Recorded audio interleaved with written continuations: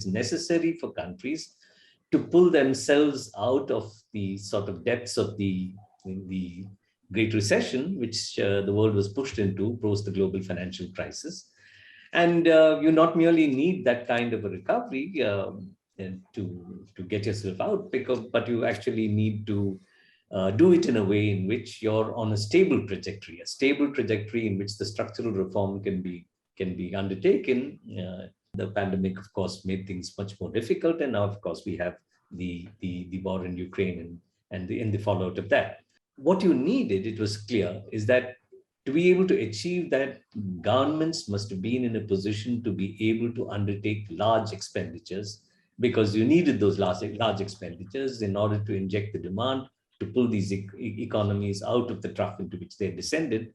Now, if you look at it, we know that neoliberalism, I mean, starting with the Greenspan years virtually across the globe, neoliberalism meant that there was a shift to fiscal conservatism and an increasing reliance on monetary levers for macroeconomic management. And that this, of course, affected developing countries more because of the fact that developing countries were under significant pressure,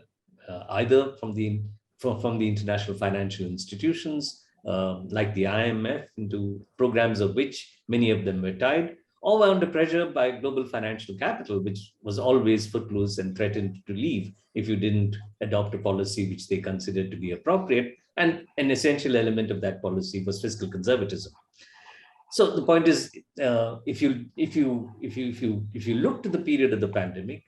people began to say that, oh, things are changing, that there is actually a shift which is occurring, that now there is a greater willingness to actually, sort of use the fiscal lever. And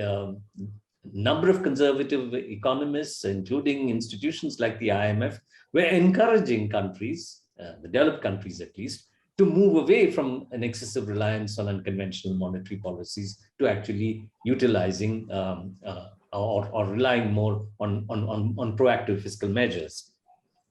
But this did not apply to the developing countries. In fact, the developing countries, we found,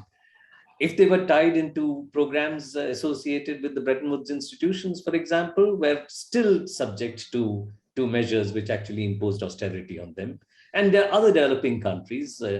both the so-called emerging markets as well as the so-called frontier markets, which were the poorer countries, where, to the extent that they had legacy foreign capital within their jurisdictions, within their borders, were under pressure from international finance not to adopt this. So even if we go by the IMF's figures, if we take the year 2020, for example, we find that something like little more than 90% of the accumulation of debt, both public debt and the private debt of the non-financial sector, was actually on account of the advanced economies in China. Only 7% of the increment in debt which occurred in that 1 year, which was the year in which the pandemic struck and you needed to actually exercise the fiscal lever, that only 7% really came from the rest of the world, leaving out the advanced economies in China. Now, this obviously meant that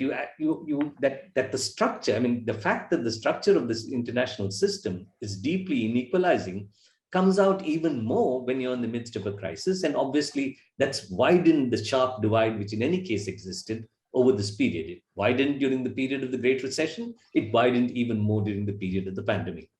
So the first lesson I think we should take is that so long as you remain integrated in excess measure, either because of the fact that you're relying on bilateral or multilateral flows of capital from the development aid network, or if you're reliant on, as many countries became, including relatively poorer countries in Asia and Africa, on flows of private capital into bond markets, if not equity markets, but in some cases, both bond and equity markets, then the possibility of you being able to even exercise that minimal amount of autonomy needed to just get up and begin walking when you're in the midst of the crisis becomes difficult.